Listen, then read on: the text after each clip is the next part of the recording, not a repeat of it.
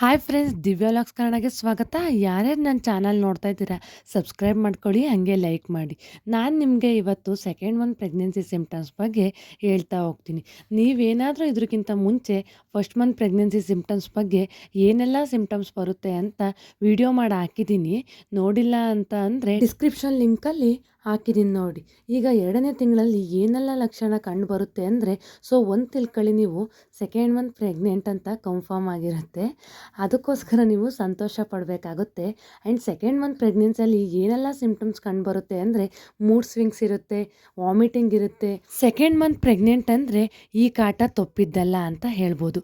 Second month first ವೀಕಲ್ಲಿ, second ವೀಕಲ್ಲಿ ಈ ವಾಮಿಟಿಂಗ್ ಸೆನ್ಸೇಷನ್ ಸ್ಟಾರ್ಟ್ ಆಗ್ಬೋದು. ಈ ವಾಕರಿಕೆ, ವಾಂತಿಯನ್ನು ತಡಿಬೇಕು ಅಂದರೆ ನೀವು ಚೆನ್ನಾಗಿ ನೀರು ಕುಡಿಬೇಕು, ಎಳ್ನೀರು ಕುಡಿಬೇಕು. ಈ ಥರ ತಂಪು ಪಾನೀಯಗಳನ್ನೆಲ್ಲ ಆದಷ್ಟು ನೀವು ಕುಡಿತಾ ಇರಬೇಕು. ನಿಮಗೆ ಏನಾದರೂ ಗ್ಯಾಸ್ಟ್ರಿಕ್ ಪ್ರಾಬ್ಲಮ್ ಇದ್ದರೆ ಜಾಸ್ತಿ ವಾಂತಿ ಆಗುತ್ತೆ, ಅದನ್ನು ನೀರಿಂದ ಮಾತ್ರ ಕಡಿಮೆ ಮಾಡ್ಬೋದು. ಅದಕ್ಕೆ ಆದಷ್ಟು ನೀವು ಚೆನ್ನಾಗಿ ನೀರು ಕುಡೀರಿ. ಆಮೇಲೆ ಸೆಕೆಂಡ್ ಮಂತ್ ಪ್ರೆಗ್ನೆನ್ಸಿ ಟೈಮಲ್ಲಿ ನಿಮಗೆ ಹೊಟ್ಟೆ ಬರ್ತಾ ಇರೋದು ಕಾಣಿಸ್ತಾ ಹೋಗುತ್ತೆ. ಅದು ಒಂಥರ ನಿಮ್ಮ ಮನಸ್ಸಿಗೆ ಖುಷಿ ಕೊಡುತ್ತೆ. ಇನ್ನು ಗಟ್ಟಿ ಆಹಾರಗಳನ್ನ ತಗೋಬೇಡಿ. ನೀವೇನಾದರೂ ತೊಗೊಂಡ್ರೆ ಹೊಟ್ಟೆ ನೋವು ಬಂದಂಗೆ ಆಗುತ್ತೆ. ಅದಕ್ಕೆ ಆದಷ್ಟು ಇದ್ರ ಬಗ್ಗೆ ಹುಷಾರಾಗಿರಿ. ಇಲ್ಲ ಅಂದರೆ ನಿಮಗೆ ಊಟ ತಿಂಡಿ ಬಗ್ಗೆ ಚಿಂತೆನೇ ಇರಲ್ಲ. ಯಾಕೆ ಅಂದರೆ ವಾಮಿಟಿಂಗ್ ಜಾಸ್ತಿ ಆಗ್ತಾ ಇರುತ್ತೆ ಅದಕ್ಕೆ.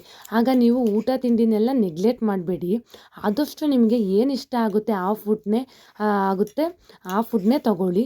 ಅಥವಾ ಇಲ್ಲ ಅಂದರೆ ಲಿಕ್ವಿಡ್ ಜಾಸ್ತಿ ತಗೊಳ್ಳಿ. ಆಮೇಲೆ ಈ ಟೈಮಲ್ಲಿ ನಿಮಗೆ ಟಾಯ್ಲೆಟಿಗೆ ಅಥವಾ ಬಾತ್ರೂಮ್ಗೆ ಜಾಸ್ತಿ ಹೋಗಬೇಕು ಅನಿಸುತ್ತೆ. ಅದ್ರ ಬಗ್ಗೆ ನೀವು ಟೆನ್ಷನ್ ತೊಗೋಬೇಡಿ. ಈಗ ಆಯಿತು, ನಾವು ಯಾಕಪ್ಪ ಪ್ರೆಗ್ನೆಂಟ್ ಆದ್ವಿ ಅಂತ ಎಲ್ಲ ಅಂದ್ಕೋಬೇಡಿ. ಆದಷ್ಟು ಚೆನ್ನಾಗಿ ನೀರು ಕುಡಿ. ನೀವೆಷ್ಟು ನೀರು ಕುಡಿತೀರಾ ಅಷ್ಟು ನಿಮ್ಮ ಮಗು ಡೆವಲಪ್ಮೆಂಟಿಗೆ ತುಂಬ ಒಳ್ಳೆಯದು. ನಿಮ್ಮ 2ನೇ ತಿಂಗಳ ಪ್ರೆಗ್ನೆನ್ಸಿಯಲ್ಲಿ ನಿಮ್ಮ ಮನಸ್ಸಿನ ಸ್ಥಿತಿ ನಿಮ್ಮ ಅಥಾರಿಟಿಯಲ್ಲಿ ಇರಲ್ಲ. ನೀವು ಫಿಸಿಕಲಿ ಮೆಂಟಲಿ ಸ್ಟ್ರಾಂಗ್ ಆಗಿರಬೇಕು. ಆಮೇಲೆ ನಿಮಗೆ ಬ್ರೆಸ್ಟ್ ಟೆಂಡರ್ನೆಸ್ ಕೂಡ ಆಗುತ್ತೆ. ಈ ರೀತಿ ಎಲ್ಲ ಆಗ್ತಾ ಹೋಗುತ್ತೆ. Thank you.